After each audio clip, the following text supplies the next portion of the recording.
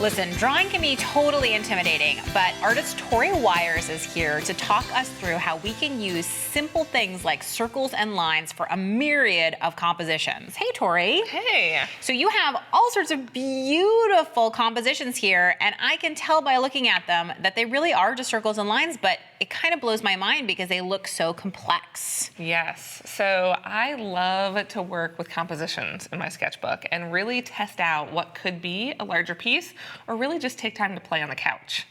So for these ones, I have a lot of contrast, but here is where I use pencil, probably one of the few places I do. I like how pencil really looks soft with watercolor, but I'm gonna do some high contrast just so it pops a lot. I like to start with little tiny compositions, move larger, and then add a little color. So this is the same composition as this, just larger with color added and some extra lines. Yes, a little embellishment. So we're gonna do one, and a lot of the time, since this is my sketchbook, I don't need it to be measured with a ruler or any of that. I really like to just almost make a scribbledy box to work with, almost like this is my fake paper. I feel like it adds a little expression to the page. So, and then figuring out where to put a line, I almost never start directly in the center, because that way it almost splits your eye off, and your eye wants to see things in different places. It's used to things being symmetrical, so we're trying to stay away from that.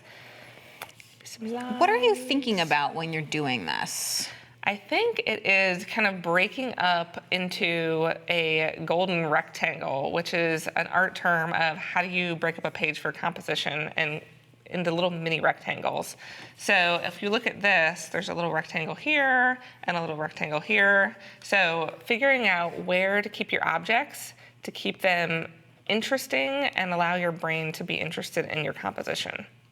So, I mean, I guess I'm trying to figure out, like, how much thought are you giving? Is this just because you do this all the time that you can move really quickly, and so this is just experience? I do these a lot, so it is experience. I'm gonna do another little one right here. And it's really, that's what your sketchbook is for, that practice and just to play. You don't have to make finished art. This doesn't have to be a piece that you paint in a giant canvas. It can just be for fun. I also think that sometimes when you move quickly, it's better for you because you have less time to let your stupid brain get in the way and like overthink things. Yes. And so sometimes it's a really good idea to just put a timer on and force yourself and say, just go quick, go quick. Because if you do 10 sketches, you're bound to like at least one, right? That's right. Well, and this is where using colors or mediums that you also are experimenting with can be a lot of fun. I don't use a lot of neutrals, but on these, I really like to play and see what I can make happen with color. So how are you picking where to put the color? I'm looking at how I want to draw the eye around the page. So I want to highlight the circles I've made. I want to highlight the lines I've made, since those are my main objects, and see where I can kind of push you to look and kind of control your brain when you're looking at this. Because the color is forcing us to connect those disparate pieces together. Yes. So when you're picking your colors, do you have any rule of thumb there?